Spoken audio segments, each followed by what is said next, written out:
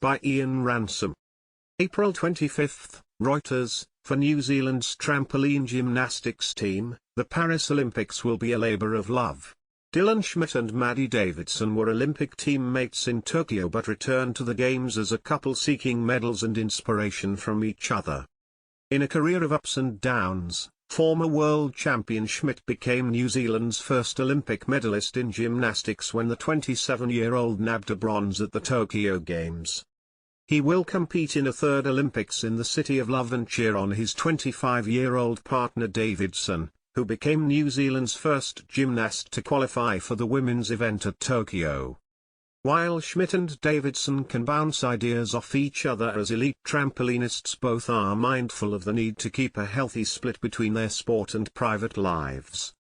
"It's not the first topic that comes up when we go out to dinner," Schmidt told Reuters of their athletic pursuits.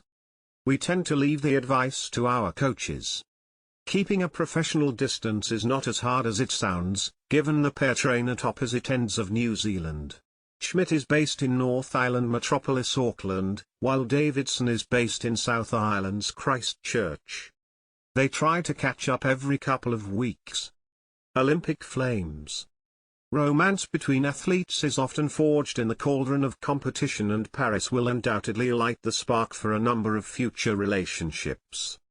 United States women's soccer icon Megan Rapinoe met her partner Sue Bird, the former basketball player, at a team photo shoot for the 2016 Rio Olympics, and both qualified for Tokyo as a couple. Australian rugby sevens players Charlotte Caslick and Lewis Holland also competed as an item in Tokyo. COVID-19 stole much of the romance from the Games in Japan, where athletes were largely unable to mix outside their entourages due to strict social distancing protocols. "It was such a different experience," said Davidson, who was among the few New Zealanders able to watch Schmidt's podium moment at the venue in Tokyo. "The lead-up also was not ideal for training due to all the travel restrictions. No such impediments exist this time round for Paris, where the Kiwi couple will arrive well prepared and with a proper complement of family and friends to roar them on." Davidson narrowly missed the final in Tokyo but expects to reach new heights at the Bercy Arena after working with a sports psychologist on her mental game.